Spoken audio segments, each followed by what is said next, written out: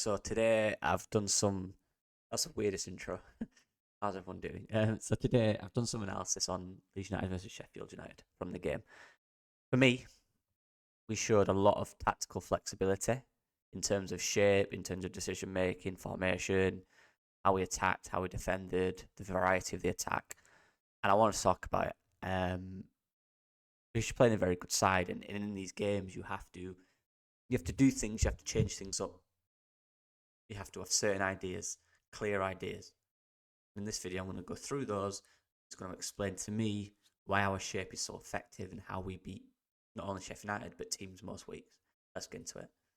Now, the key themes I'll be looking at through the video, and there's more, and I'll speak about them obviously. But it's Leeds United's build-up shapes, no risk, taking risk, the decision making there, when to take risks, what risks can do, how they can help in the way we play.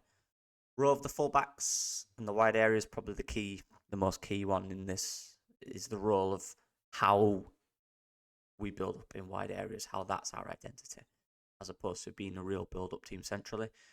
For the most part, we are a wide team in terms of build-up. Rothwell and Pirro impact, important. Rothwell came on the game, and then Pirro dropped into the 10. How does that affect it? Notice weaknesses of the opposition as well. Very important. Let's go. Now, first one is an observation, and I just find it so interesting. There's kind of 2/3, maybe 2.5 clear build-up shapes in our team, and there is most weeks. This is the case most weeks, and it's just so interesting to me how it is. The first one is this: it's the back three build-up. It's neglecting midfield, and that is a key theme, and it sounds strange, but it's true.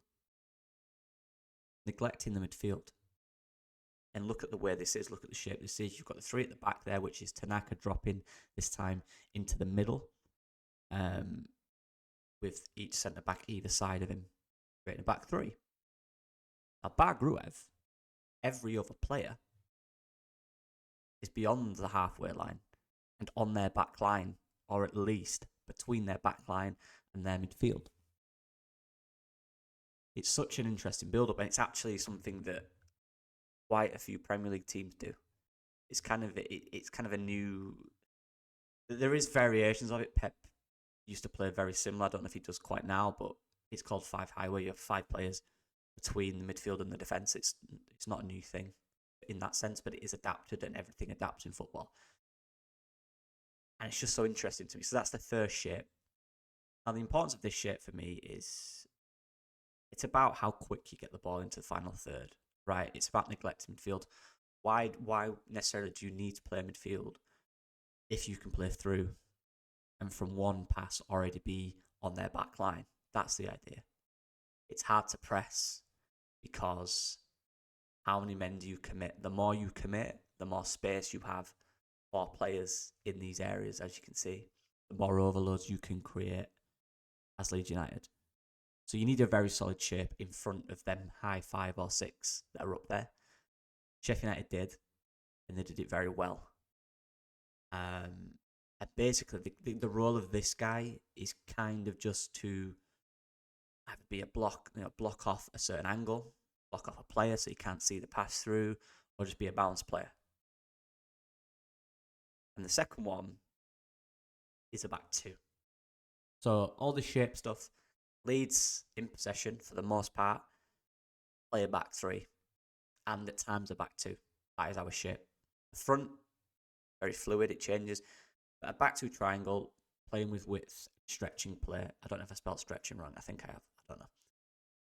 So this one's slightly different because when you have a back 2, it's not necessarily this. The other players are not this high. The back 2 is about stretching it, making it wide, and it's kind of shapeless in a way, but it's structured without shape, if that makes sense. I'll call it triangle because the back 2, in front of the back 2, you have the 2 midfielders. They may slot between the defenders, but the point is, the main point, the centre-backs are wide, very wide. Now, with them wide, that means full-backs tuck in, and that means wingers tuck in even more, and that's where wingers find those spaces centrally. Or vice versa, there might be a rotation with full-backs who find them spaces centrally. The key thing is the width of the centre-backs. Now, this makes it harder to press because if you look at every individual, look at how wide they all are. Here's an example. Stretch the press. Sheffield United were a good pressing side. They were against us. We found it difficult to build out. Like, look out. This is the centre-backs, by the way. That's Pascal. That's Rodon. Look how wide everyone is. The key thing is here. This is with a back two, by the way. Look how much space we have in certain areas. Look at all this space in the midfield. It's insane. You've got 1, 2, 3, 4 guys kind of unmarked in that central space. So the idea is, can we create a movement? Can we create a rotation? And again, create 1v1 situations. Can we beat the man? And then can we find the space and exploit it with overloads? That's the idea. Like I said, we have 2 ways of building up. The back 3, which is more structured. We have very high players who play between the lines of the midfield and centre-back. They'll rotate. We'll try and find them with those risky passes, which we didn't do against Sheffield United, which I'll get into. And then we have the back 2 with the 2 defensive midfielders, as you can see here, just in front. And this is where these guys, they're really wide, the full-backs. And it's all about the rest in the middle, finding spaces. Look at this. You'd look at this and think there's no shape there. But that's the idea. It's about finding spaces, creating 1v1s, stretching their press. Because when your centre-backs are this wide, it's by nature, it's very hard to press, right? That's clear. You kind of have to go man for man, 1v1. Kind of try and have to cut the 2 centre-backs off. But that's where the movement of the pivot in front of them is important, so they can be a balanced player. Almost shapeless, like I said. Where's the space? Can we exploit? Can we overload? As I've just said here. And this is where decisions making is key. But it's just so interesting when you look at that and think we're a structured team. It doesn't look like it, but actually we are, and it is. This is a well-coached team, by the way. And here's the back 3. Again, as you can see, Trout, Tanaka's dropped in there, Rodon's dropped in there, Gruev just kind of playing the anchor just in case he's needed. He's also cover as well, right? But this is where the risk needs to come in. This is where the risk needs to come in. So when we play like this, what we do often, and this is my slight criticism of Strauch at times, most of the time Strauch gives it to Firpo in these areas. Firpo's just out there, Strauch's here. And that's the pass. Now the problem with that is, the second you give it into there, Raksaki, by the time that ball's got to him, is level with him. And Clark is on Solomon, and he's not really an angle. There's not really somewhere you can go. It's 2v2, right? You're relying on something else, so you have to go back and recycle, which is fine. But this is where the risk needs to come in. This, for me, is where we need to find that inverted winger, which in this case is Manor Solomon, who's tucked inside there, as you can see. By doing this, ball goes in there. Of course, you're at a risk of Raksaki reading it.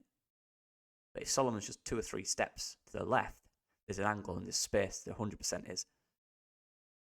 And this is where, in this area now, naturally, Harry Clark's going to be bringing it to the ball. Raksaki's behind him, so it's not a problem. And then Firpo can attack with space, because Clark's got to close down Solomon. Then Firpo's got space in behind. See what I mean? Ball goes into Solomon here. Harry Clark has to close him down. Firpo has space, because Raksaki is not getting back in the space of 2 seconds. Whereas if the ball goes out to Firpo, Raksaki only has to jog 2 or 3 steps. You know what I mean?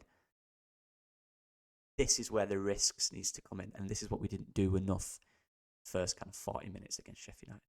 Finding these areas here was key. And Solomon made this run, similar run, about 3 or 4 times, and we didn't find him once. I think we found him once. So this is where the risk needs to come in. This is where we need to take that risk. Boom. Give it in Solomon there. You've cut their entire midfield out, and then you 2v1 on Harry Clark. There's the overload, which is a huge part of this team. Overloads are vital. Beautiful. What we did do, we went to Firpo, and this is what I mean. Pascal gives it to Firpo. It's fine. We'll just recycle. As you can see now, there's not really a clear way out, right? They've got men around the ball. Raksaki's now goal side, like I said. Clark can now push on Solomon. They've got cover. There's not really there's not a way you can build up. But for me, the key thing about this 3 here is this risky pass. Boom, into this. That's the key, in my opinion. That's where the overload comes. And again, looking for wide overloads, as I just mentioned. It's a 3 again, as you can see. Another variation here is, can we find the wide overloads? The key thing is, and this is a theme that we did all game. Huge theme. The space between their left back Burrows and either of their centre backs. So how do you create an overload? What we did 3 or 4 times was this. Ball would come out here, and Bogle would make that run between left back and centre back. I just realised you can't see Bogle. Bogle would make that run between centre back and left back. Now, the key is Dan James. You know, if you can get any sort of ball in this area, Dan James is going. He's in. Now, it's about exploiting. It's about creating overloads. There's several weaknesses in their team, and it was Barrett and Diaz and Raksaki defensively. They were not good. They were not aware. Their lines were very rigid, Sheffield United, which is one thing we did exploit. The centre-back didn't really want to leave the line. The wing-backs didn't... The wingers didn't really want to drop deep. So we just, as you can see, kept people high. Ball comes out to Bogle. It's Dan James that's done it this time. You see the space now. Between there, Dan James has just gone in here. Bogle's received it. There's the space. Isolating the left back. 1v1 with Dan James in behind. You know who's going to win that race. Pass is good. You've won. You're in. This is the risk. Look, we try something here. Doesn't come off. Like I said before, we vacated midfield. And this is the problem now. As you can see, space for them to attack. They've just won the ball back. Spaces. And this is about the next phase. And this is where we didn't quite get it perfect in the first few minutes. I think our pressing was slightly off. I don't think we pressed right. I think we need to change the way we pressed. It just created, there was loads of gaps, right? And we didn't shut them down. We didn't understand our roles perfectly in these defensive transition situations where we had to get back quick and stop their counter. So they win the ball here. We chose the wrong pass again. But the first thing is, and this is where I think it's very important, there's not a chance in this world Vinicius could get past these two. Not a chance. The problem, their overload, where all their players are, because of the way they won the ball back, are here. 1, 2, 3, 4 versus 1. Right, 1, 2, 3, 4 versus 1. Problem. But we didn't stop it going there. In my opinion, Gruev either needs to be more central or he needs to be closer. He needs to do more to get closer. He's too bored about the space in behind. Fact of the matter is, you need to stop it going here, make them play in here, because we have numbers over this side. We're good. We've got 3 here. We're good. And we didn't. These two get beat too easily. They drive forward. Now we're in this position. This is the problem now. We allow them to stretch to centre-backs, which equals space. This is the goal, by the way. We have 4 guys here around the ball. What has to happen at this point, now, for me, Tanaka and Rodon switch. Rodon wants to cover the ball in behind, which he does very well, always. But if that's him, you're leaving so much space here. For me, they have to switch. Tanaka has to be the one to cover the space. Rodon has to sit closer to Stroud. Because he didn't do that. And this is the situation. And we do not want this. There is so much space between each centre-back. There is so much space to exploit. Behind or between them. We have enough there. Tanaka can cover O'Hare. Rodon needs to drop. And this is about communication. These are the little things that annoy me about this team sometimes. Just these little things. Too much space. It's 4v3. You can have 3v3. And then this happens. Ball comes in. Rodon no man's land. Doesn't look like a bad position, but if you actually watch it, which obviously I can't show in here, the context is he's never really sure where O'Hare is because he's so wide. He doesn't really know where the space is and what's behind him. As you can see, look, Rodon's never really set. The gap between him and thing is too much. Even if Pascal moves him on, Firpo, move Campbell onto Firpo and move up. Pascal, look, I'll take behind, whatever. One shout. Firpo tucks in here. Forget the man on the back post. He's not a threat at the moment. You want to be compact in the middle. You don't want to be stretched. And we were. Pascal's then tried to cover it. But that shouldn't have to happen that deep in the box. He shouldn't have to cover his man. You know what I mean? So, and Firpo's kind of just stood in an area. They could have moved on earlier. Pascal here, for me, Firpo should move on to Campbell and Pascal should cover Rodon. Now in this situation, this is about the weaknesses now. Noticing the weaknesses of the players. And for me, it was the defensive position of the fullbacks, of the wingers, Rak-Sakyi and Diaz. This was their weakness, in my opinion. And actually how rigid they were. There was a few themes that I noticed in the game. One of them, the centre-backs, didn't really want to drop him deeper. So when for example, Aurora Aronson came into midfield, the centre-backs didn't track them really. They didn't want to. The full-backs were very regimented onto the wingers. And the cover from the wingers, their wingers, Rak-Sakyi and Diaz, wasn't great. And I think that's what we exploited. Now this is again another situation where, for me, in my opinion, has to go at Solomon, it drags the full-back out, then Firpo's in. We don't do that anyway. Notice, again, neglect midfield, as you can see. This is the key thing now. Rak-Sakyi. What he has to do here is put one lane off. Either this lane to him or the lane to Solomon. Probably the lane to Firpo because Harry Clark's on Solomon. Couldn't do it. I think we noticed that. I think that's something we exploited. That's why we did this. We did it on the other side as well. And there we go, we're attacking. Rak-Sakyi's nowhere near it. Another example here. Different move, by the way. But there it is again. You can see from this different move. Allowing 2v1s. Rak-Sakyi's nowhere near it. That gives Firpo confidence and license to go forward. And this is the risk part again. That risk going forward with it. 2v1 out wide. Onto their fullback. Rak-Sakyi's still not there. Ball through, better ball in the box, we score a goal, we've got numbers in the box again. 3v3 in the box. Noticing their weaknesses. Playing down the side. Build up shape, 6 high, wide overloads, as we've already discussed. This time is with the 4, the 2 midfielders are between the centre-backs. Look how wide the centre-backs are, by the way.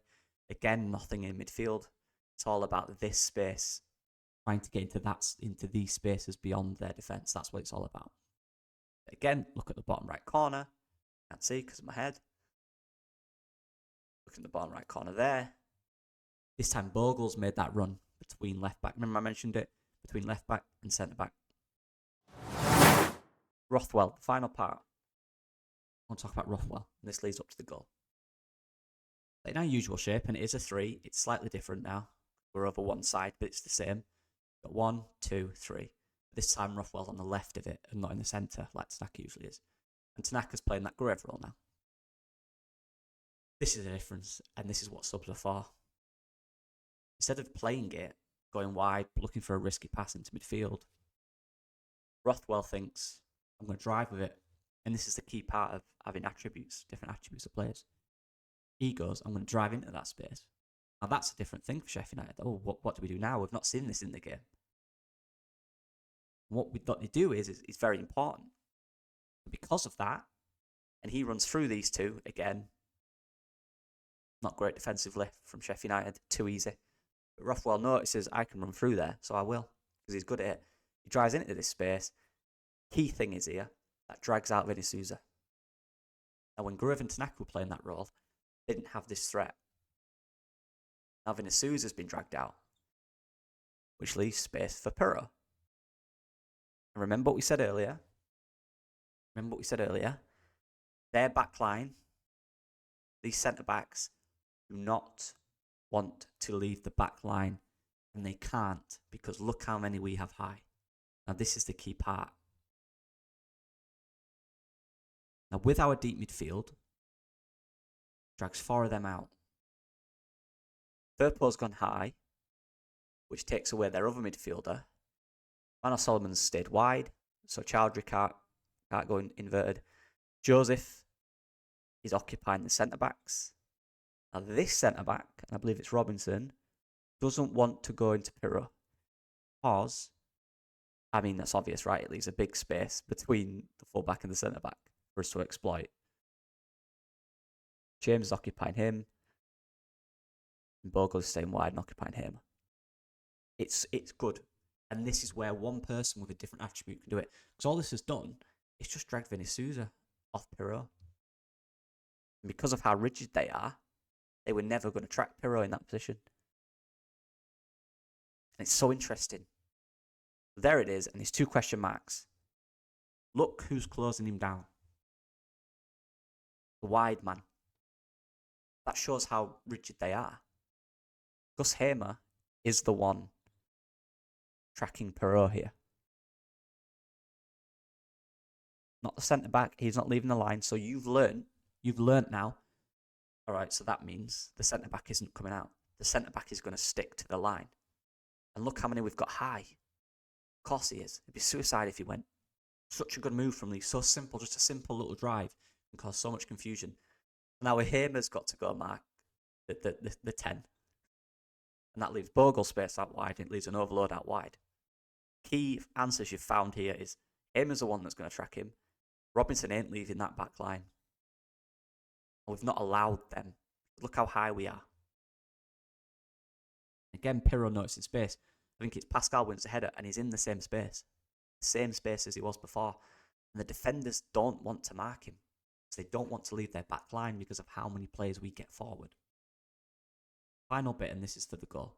And there it is, look, wide overload again because of Pirro finding that space. 2v1. 2v1 on Burrows. Warning. Look who's in the box unmarked. Look who we should have marked him, Diaz. This is about the weakness I mentioned before. Bertrand Diaz, Junior Firpo, remember it. This is the one where nothing comes off. That came from Pirro finding them spaces. Good impact from Pirro in the 10. Smart player. Helped with Rothwell. Because with Rothwell in there now, Vini Souza thinks I've got to stop him driving. So that just leaves Pirro space, knowing that their defenders are not going to follow him. Diaz, Firpo. Clearly something we've worked on. 2 or 3 times Firpo makes this run, and Diaz is nowhere near him, by the way. That's a warning, and then it happens. How's it happen? Rothwell wins the ball, plays it out there. Very calm in this compact area. Just plays the ball out wide. Compact to wide. This is the goal scorer. Let's follow him. There he is on the bottom right. In tracked, or Diaz is kind of jogging forward, doing his defensive duties until it really matters, and then he isn't. We've noticed this. I'm telling you, this is something we noticed. This is why we got Firpo forward so much. We noticed this. He doesn't track his men. He doesn't jump in the box. He doesn't fight for the ball in the box. There we go. There he is again. There he is again. That's Diaz. That's Firpo. It's half a body above him. And like I said, there were warning signs earlier on in the game.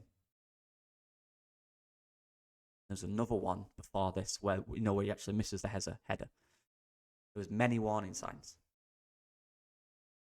And because this is 100% something we've worked on. We know that he's not going to do. He'll go back, he'll drop back in position. This is the key part of that I say. It's doing your defensive role and it's wanting to do it. Diaz will do it, but he doesn't love it. or he'd have jumped and he won that header. Do you know what I mean? That's the difference. And finally, just a little one. There's a clear identification of that shape that I'm talking about. 2 wide centre-backs, the 2 pivots, everyone else forward.